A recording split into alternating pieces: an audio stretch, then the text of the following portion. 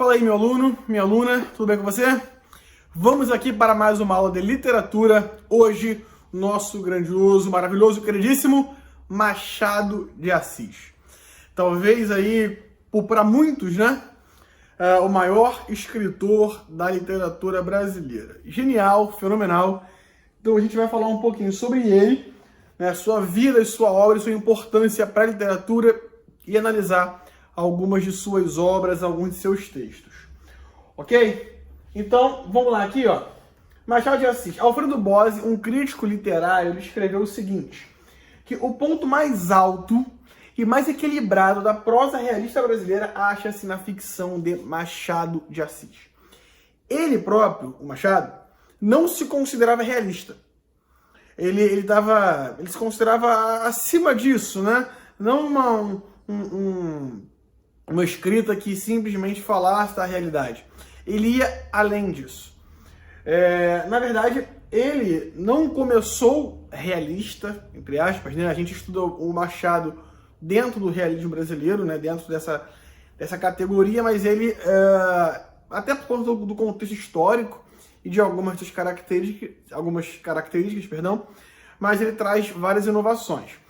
Mas algumas curiosidades aqui, não sei se você sabe, mas ele é que fundou a Academia Brasileira de Letras em 1897.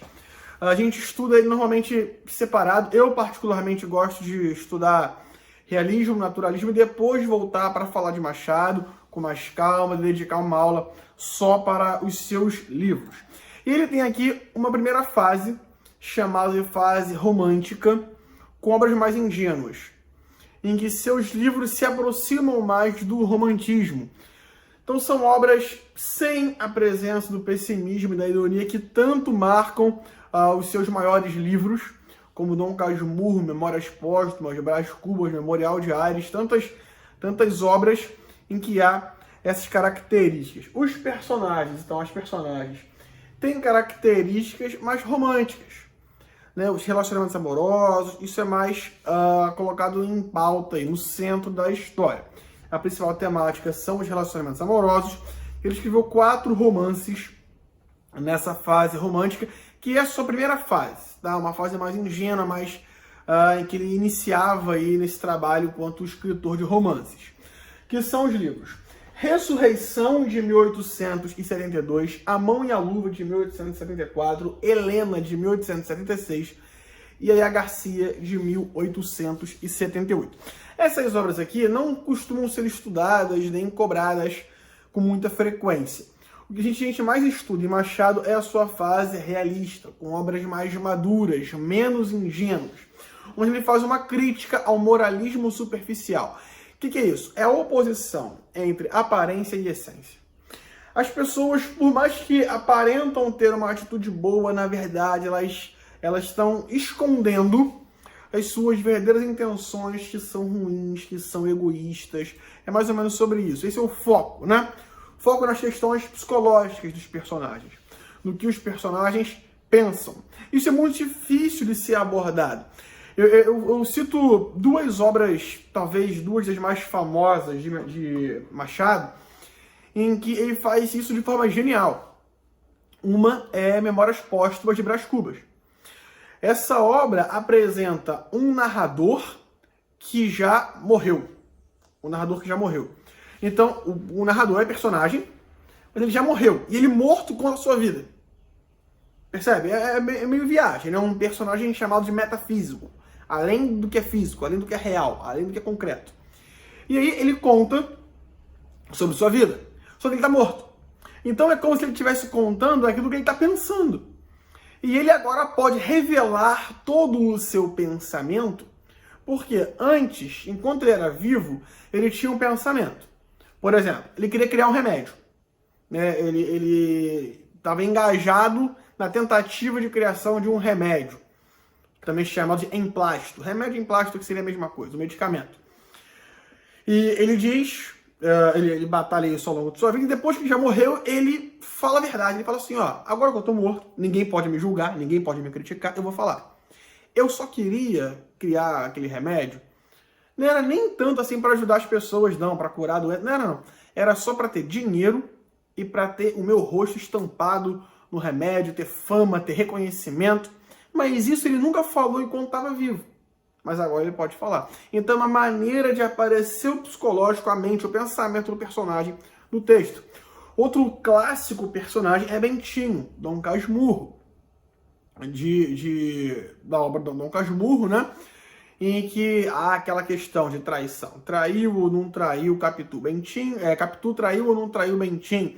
E aí fica toda essa questão. Não esperem que eu vá dar aqui qualquer resposta em relação a isso, porque a grande sacada desse livro é não ter uma resposta. Porque nós temos um narrador em primeira pessoa, que é o próprio Bentinho. Então é como se houvesse ali uma acusação de traição, mas só uma pessoa falou. Porque Bentinho, ele é o personagem e narrador, o narrador é em primeira pessoa. Então ele coloca ali todos os seus pensamentos pra gente e a gente engole aquilo como se fosse verdade. E se a gente afirma Capitu traiu Bentinho, a gente está agindo de forma errada. Se a gente diz Capitu não traiu Bentinho, a gente também está agindo de forma errada. Por quê? Porque você não pode julgar uma pessoa ouvindo só um lado da história. Imagina um casal discutindo. Aí o cara vira para você e fala um monte de coisa. Você não ouve a mulher envolvida na história. Você só ouviu o cara. Aí você vai dizer, você está certo ou você está errado. É complicado fazer esse julgamento sem ouvir o outro lado da história. Então, isso aqui é uma armadilha para a gente julgar a personagem sem ouvi-la, sem conhecê-la. Isso é uma armadilha. Então, ele foca, portanto, nas questões psicológicas dos personagens, fazendo isso de maneira genial. Os defeitos dos homens enquanto seres sociais são colocados ali. Então, revelando a mente, revelando o pensamento dos personagens, é revelado também a sua condição social, os seus defeitos enquanto os seres que vivem em uma sociedade. Ele escreveu 6 romances nessa época, que são os mais famosos: Memórias Póstumas de Brás Cubas, Casa Velha, Quincas Borba, Dom Casmurro, Esaú e Jacó, Memorial de Aires, tá? Então, já falei um pouquinho aqui de Brás Cubas, né? O protagonista, ele morreu e aí ele escreve, tem a famosa frase dele, eu não sou um autor defunto, eu sou um defunto autor, porque é um autor defunto é um autor que morreu, é um autor que tem como característica estar acabado, defunto. Agora, um defunto autor, ele é um defunto, uma pessoa que morreu, mas tem uma qualidade de ser autor. A visão é mais positiva em relação a ele, né? E Dom Casmurro você conhece também muito bem, a suposta traição de Capitu, porque, na verdade, Dom Casmurro trata a história de 4 pessoas, né, principais ali. Claro, o principal é o Dom Casmurro, tanto que dá nome ao livro, mas são duas duplas de amigos, né? Nós temos o Escobar e o Bentinho, o Bento Santiago, que é o Dom Casmurro. Eles são amigos, se conheceram na faculdade. Então, eles eram amigos. E nós tínhamos também, por outro lado, Capitu e Sancha, 2 amigas. Capitu se casa com Bento Santiago, Sancha se casa com Escobar. E aí há um evento fatídico, um acontecimento mortal ali, que é o afogamento, a morte do Escobar. E no seu velório, no seu sepultamento, o Bentinho olha pra Capitu e fala assim, ela tá chorando pra caramba, tá chorando mais do que o normal. Pô, calma aí, como assim tá chorando mais do que o normal? E aí você lê o livro e fala assim, caramba, a Capitu tava chorando mais do que o normal. Não, gente. Bentinho achava que Capitu estava chorando mais do que o normal. Você entende isso? Porque a versão dos fatos é a versão dele. Então, essa é a grande sacada desse livro. E aí, ele começa a perceber indícios. E olha, eles têm um filho. Aí olha pro filho e fala assim, pô, esse meu filho é a cara do Escobar. Cada vez mais eu tô achando que o Capitu me traiu com o Escobar. E teve esse filho aqui. E ele vai vendo indício em tudo. E você vai lendo ele e fala assim, poxa, o moleque é a cara do Escobar. E você nem viu o moleque. Você só acredita naquilo que ele fala. Você percebe? A gente é induzido a pensar dessa maneira. E esse livro é genial. Então, cuidado, porque o próprio Machado não se considerava realista, como eu falei. Ele fez críticas ao realismo em alguns momentos, né, e aos seus principais escritores, e ele era contrário à tentativa de representar a realidade de forma objetiva, como o realismo fazia, né? Uma visão mais objetiva da realidade. Machado fugiu um pouco disso, mas é só alguma observação sobre ele, né? O que nos interessa aqui são os aspectos inovadores de Machado. Alguns extremamente novos, outros adaptados, né? São coisas que já existiam e ele faz uma adaptação disso para sua obra, enriquecendo essas características. Vamos lá. Primeiro, inspiração no homem comum e nas ações cotidianas, né? Isso aí não é uma inovação típica do Machado, mas ele retrata o homem comum para que a gente possa se identificar. Tanto é que aquilo que aconteceu lá com Bentinho e Dom Casmurro, você hoje, 120, 130 anos depois, você pensa que isso faz sentido na nossa sociedade, né? Negócio aí, sei lá, meio caso de família, né? Meio programa do Ratinho, sabe? As pessoas... Isso existe hoje, né? Eu tenho minha tia que adora ver o programa do Ratinho, eu falo pra ela que se um dia ela desligar a televisão, o Ratinho sai do ar, porque eu acho que só ela vê o programa. Mas é isso, sabe essa confusão, né? Ah, traiu, não traiu, isso é muito atual. Então ele pega a inspiração no homem comum e nas ações cotidianas. Tem um pessimismo inclinado à ironia. Tem um capítulo de Memórias Póstumas chamado Das Negativas. É um capítulo em que ele só fala de uma visão pessimista da vida. Depois a gente vai falar um pouquinho sobre esse capítulo, né? O homem ele se torna, então, hipócrita para ser aceito pela opinião pública. Essa ideia é pessimista. Ninguém presta. Ninguém presta. Ninguém vale nada. Para ser aceito pelos outros, eu finjo ser o que eu não sou, eu finjo ter um comportamento, uma atitude que parece boa, mas esconde as minhas verdadeiras intenções vis e ruins, né? Então as causas, por mais nobres, por mais belas que sejam, na verdade escondem os meus próprios interesses, o meu egoísmo, o meu desejo. O tédio e a dor são inimigos da felicidade humana. Como se a gente pudesse afirmar que ninguém vive uma vida que escolheu viver, né? A gente vive uma vida em que estamos aqui e vivemos essa vida. Então, por isso, tem uma visão um pouco pessimista da vida. A figura feminina aqui, ela ganha força brutal, como não havia até então, porque o romantismo ele idealiza a mulher, mas coloca num lugar idealizado, né? Perfeito, não é uma mulher palpável. A terceira fase do romantismo vai colocar a mulher com um caráter erótico, né? Atendendo os desejos do homem, mas também não é a visão da mulher como ela é. Em Machado, até a palavra que está mais na moda, né, o empoderamento, a figura feminina ganha um maior empoderamento. A figura feminina, ela passa a ser uma figura dominadora, controladora, protagonista, uma figura fatal, ambígua, controversa, importante pra caramba pra história. Então, o caso de Bento Santiago e Capitu é um exemplo mais do que claro disso. Então, o amor é colocado como algo que está em xeque. O amor está em xeque. O casamento está em xeque. As relações sociais estão em xeque.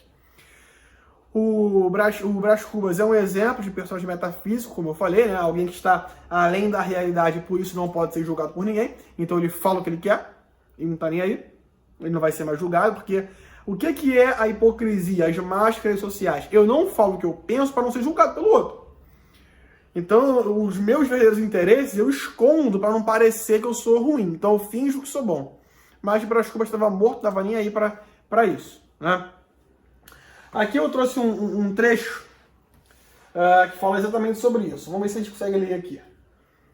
Eu até citei agora no começo da aula sobre isso. Agora, porém, que estou cá do outro lado da vida, posso confessar tudo o que me influiu principalmente... Perdão. Posso confessar tudo. 2 pontos. O que me influiu principalmente foi o gosto de ver impressas nos jornais, mostradores, folhetos, esquinas e, enfim, as caixinhas do remédio, estas 3 palavras. Emplasto, Brás Cubas. Emplasto é remédio, né? O remédio Brás Cubas. Para que negá-lo? Para que eu vou mentir? Agora não tenho por que mentir, agora eu vou falar. Meu interesse era fama. Eu tinha a paixão do ruído, do cartaz, do foguete de lágrimas. Talvez os modestos me arguam esse defeito. Fio, porém, que esse talento me hão de reconhecer os hábeis. Assim, a minha ideia é trazer duas faces como as medalhas. Uma virada para o público, outra para mim. De um lado, filantropia e lucro. De outro lado, sede de nomeada medalhas. Sede de nomeada, digamos, amor da glória. Então ele queria ser reconhecido pela galera. Mas ele não podia falar isso enquanto ele era vivo. Então, agora que ele morreu, ele não tá nem aí. Agora ele fala mesmo.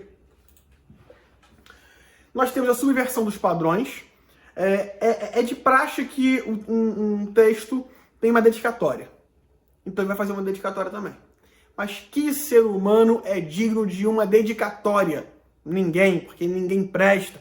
Olha o pessimismo, olha a visão negativa da sociedade, olha a hipocrisia. Então, Brás Cubas, um personagem já morto, ele dedica o seu livro ao verme que comia ali o seu corpo moribundo. Ao verme que primeiro roeu as frias carnes do meu cadáver, dedico como saudosa lembrança a estas memórias póstumas. Negócio meio pesado, mas é essa a ideia, uma subversão do padrão. Então, se no Romance de Praxe fazer uma dedicatória, né? Aqui ele faz ao verme.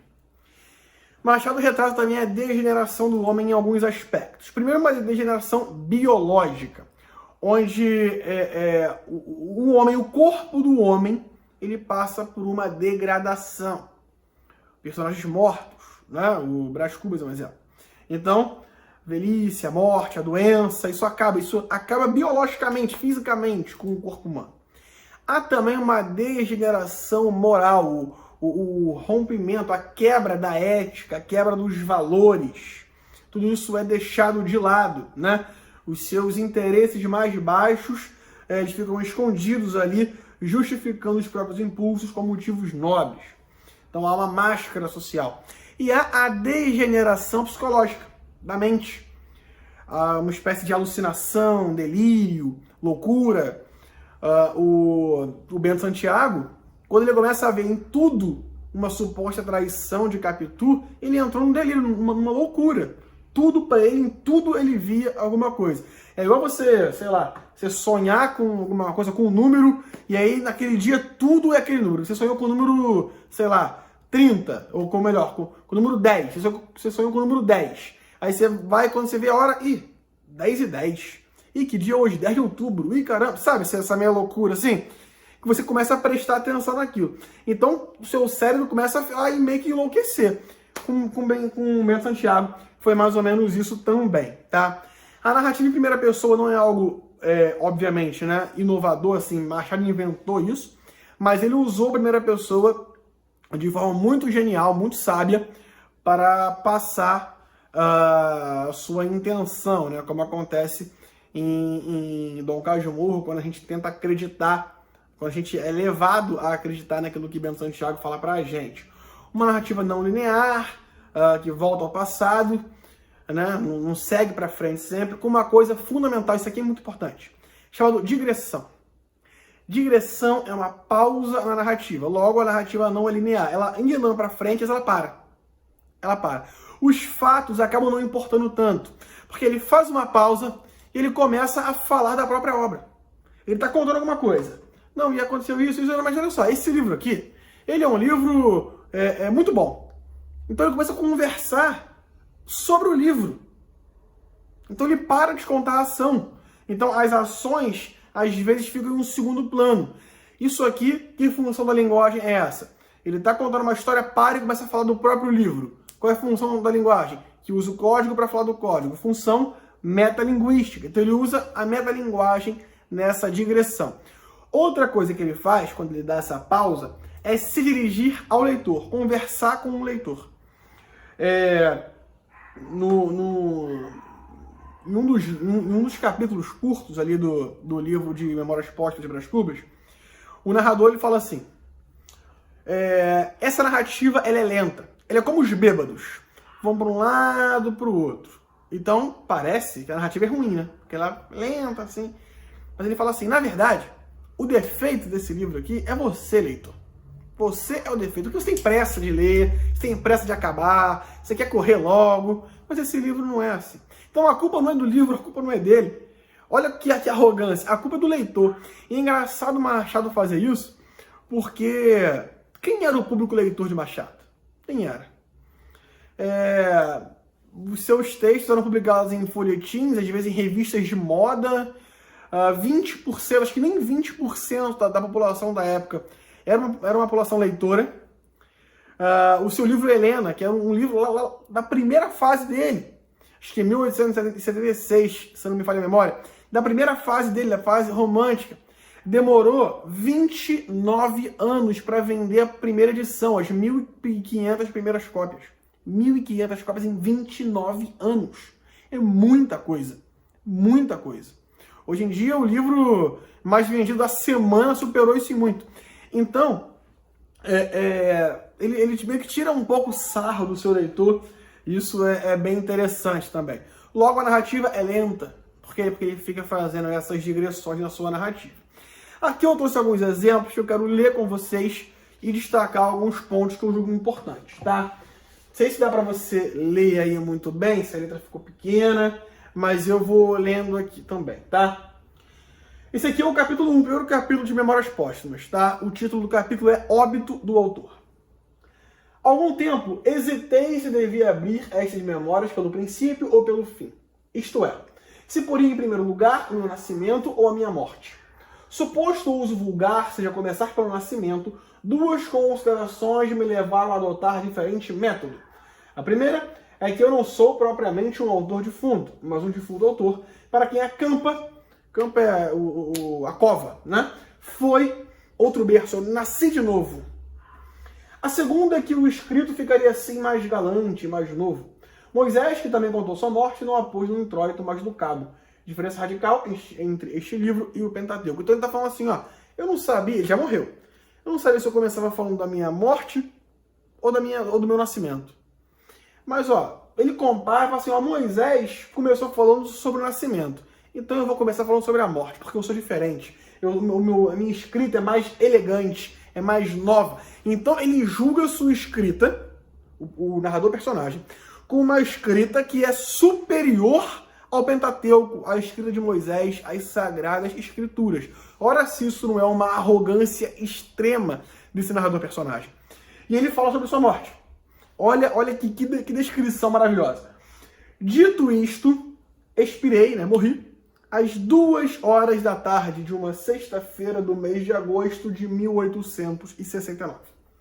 Na minha bela chácara de Catumbi. Tinha uns 64 anos, rijos e prósperos, era solteiro, possuía cerca de 300 contos e fui acompanhado ao cemitério por 11 amigos. 11 amigos! Quer dizer, que espanto. Porra, 11 amigos, só tem 11 amigos no meu enterro?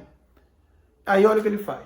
Começa a dar justificativos. Não, calma aí, não é bem assim. Verdade é que não houve cartas nem anúncios. Quer dizer, ninguém ficou divulgando. Então as pessoas ficaram sabendo. Não é que eu não era popular, não. Eu era muito popular, as pessoas me amavam. Elas não foram no meu sepultamento, no meu velório, porque não teve muito anúncio. Acresce que chovia.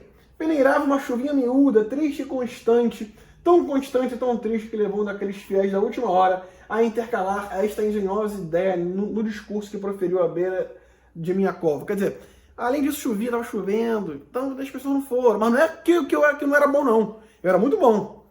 Mas houve vários empecilhos. Pô, uma chuvinha. O fato de não ter anúncio. Como assim? Por isso que as pessoas não foram? Entende a desculpa que ele dá? E aí um amigo dele lá faz o seguinte discurso, que ele até tira sarro aqui, né? Vós que o conheceis, meus senhores, vós podeis dizer comigo que a natureza parece estar chorando a perda irreparável de um dos mais belos caracteres que tem honrado a humanidade. Este ar sombrio, estas gotas do céu, aquelas nuvens escuras que cobrem o azul como um crepe funéreo, tudo isso é a dor crua e má que lhe rói a natureza, as mais íntimas entranhas.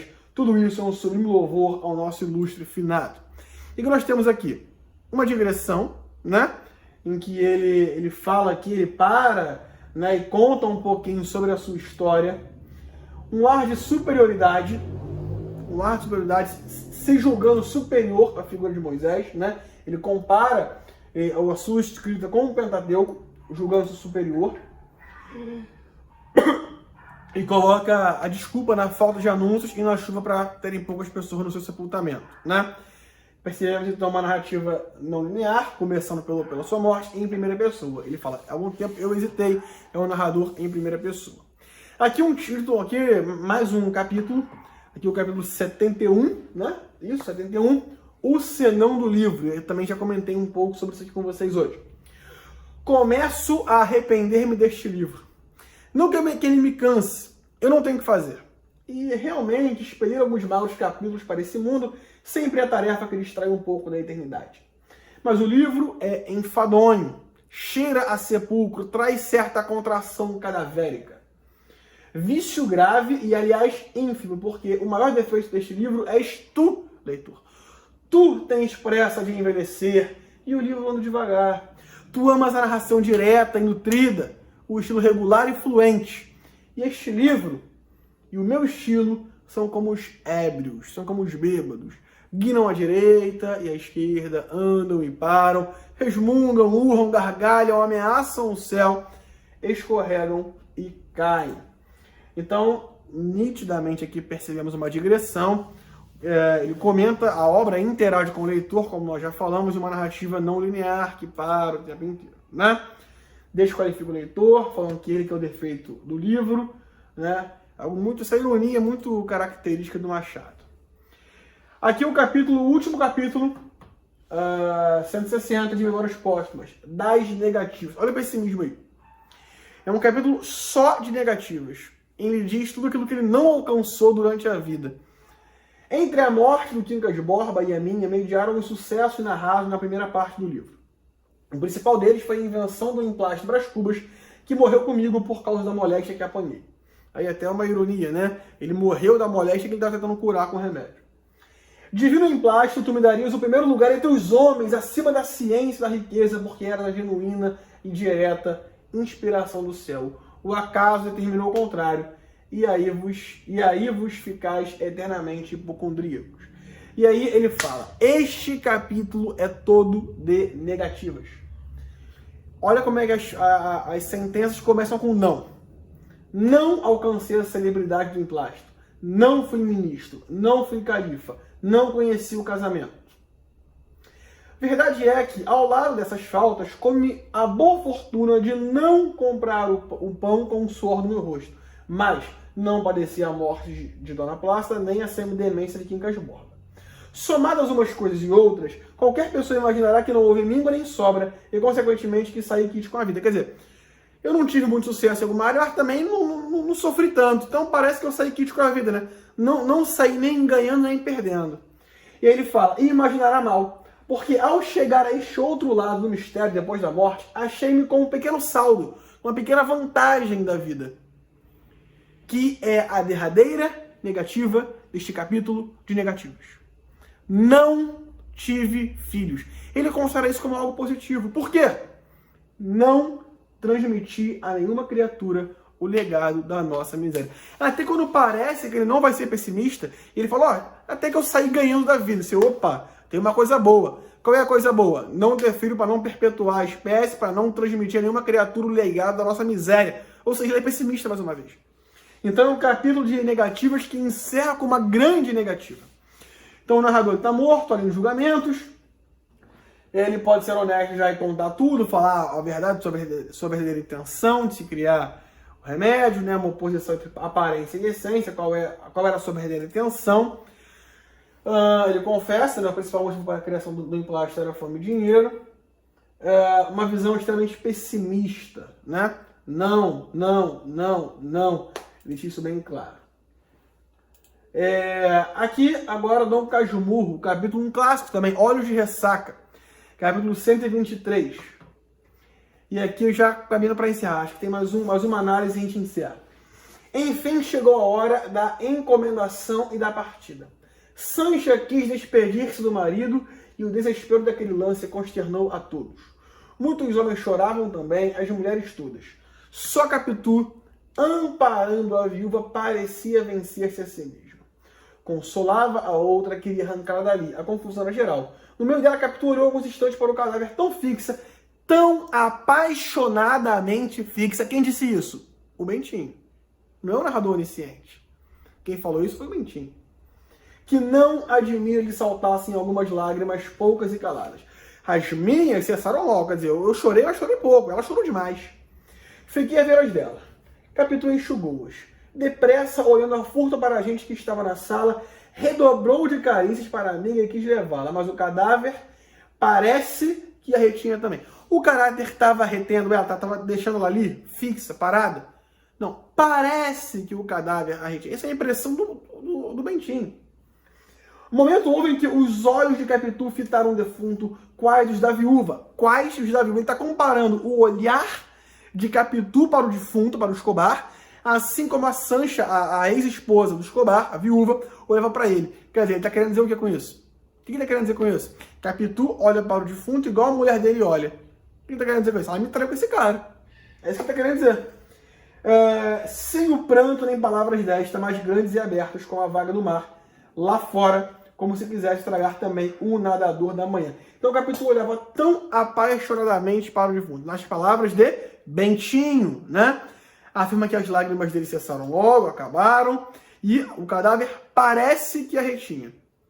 Isso é uma construção baseada em uma suposição. Parece que o cadáver impactava mais ela. Mas eu não sei, é Bentinho que está falando, né? Então ele faz essa comparação entre o olhar de Capitu e da viúva também. Todas essas descrições são o ponto de vista do próprio Dom Casmurro. É como ele enxergava a situação, não é uma verdade absoluta. Ele é o narrador, personagem, que conta tudo em primeira pessoa. E esse capítulo aqui, o capítulo 1 de Dom Casmurro, do título. No dia seguinte, entrou a dizer de mim nomes feios e acabou alcunhando-me Dom Casmurro. Os vizinhos que não gostam dos meus hábitos, reclusos e calados, deram curso à alcunha, que afinal pegou. Nem por isso me zanguei, contei a anedota aos amigos da cidade e eles, por graça, chamam-me assim. Alguns em bilhetes. Dom Casmurro, domingo eu vou jantar com vocês. Vou para Petrópolis, Dom Casmurro. A casa é a mesma da Renânia. Vê se deixas essa caverna no Engenho Novo e vai lá passar uns 15 dias comigo. Meu caro Dom Casmurro, não cuide que eu dispenso do teatro amanhã. Vem dormir aqui na cidade. Dou-lhe camarote, dou-lhe chá, dou-lhe cama, só não lhe dou moça. Não consulte dicionário. Aqui ele está falando de onde veio o apelido dele. O nome dele era Bento Santiago. Ele recebeu o apelido de Dom Casmurro. Ele explica de onde veio o apelido. E ele diz, não consulte dicionários. Casmurro não está aqui no sentido que eles lhes dão. É ele que está dizendo isso. Mais do que lhe pôs o vulgo de homem calado e metido consigo. Dom veio por ironia, para atribuir-me fumos de fidalgo. Tudo por estar cochilando. Também não achei melhor título para a minha narração. Se não tiver outro daqui até o fim do livro, vai este mesmo. Então, assim, é porque ele estava no transporte lá, cochilando, dormindo, e recebeu esse apelido de um cara que estava lá ao lado dele. A questão, ele fala para não consultar o dicionário. Porque Casmurro significa homem calado e introspectivo. É o que ele falou aqui. Né? Um homem calado e mexido consigo mesmo. Mas se você olhar no dicionário, há outra definição. Bentinho guardou suas filhas caladas. Não dialogou com Capitu quando ela percebia que ela parecia estranha. De repente, ele grita que Ezequiel não é filho dele e explode seus sentimentos. É isso. Aqui faz parte da trama da história, né? E ele estava suspeitando que Capitu tinha traído e não falou nada. Até que ele explodiu uma hora. Então ele era calado consigo mesmo. Mas, se você olhar no dicionário, o que ele pede para você não fazer, por quê? Porque ele sabe. Ele sabe o significado de Dom Casmurro. Mas também significa homem teimoso, obstinado. Embora o narrador peça que o leitor não procure por esse significado. Então, o apelido Dom Casmurro ele é calado e ele é teimoso. Mas ele fala, não olha no dicionário, porque eu não sou teimoso. Não é nesse sentido que Dom Casmurro foi usado para me apelidar. Será que não foi? Dom Casmurro. Ele está dando a justificativa do que ele acha que as pessoas pensavam quando colocaram esse apelido. Casmurro, coincidentemente ou não, significa alguém teimoso, o que ele era, teimoso, obstinado, na sua cabeça, colocou ele na cabeça e não tirou mais, né? Então, o Bentinho colocou isso na cabeça da suposta traição de Capitu e não tirou mais. Beleza? Então, eu espero que você tenha gostado dessa aula. Preparei com muito carinho, com exemplos. Eu sei que é uma aula com muitos exemplos e com muitas análises, mas faz parte para você conhecer. Aí no seu vestibular, na sua prova, cai um texto desse, um texto igual a esse, ou um texto parecido, você sabe mais ou menos do que se trata, porque você conhece o autor e você conhece também as obras. Ok? Estamos combinados? Então é isso. Até a nossa próxima aula. Tenha uma ótima semana de estudo. Valeu. Tchau.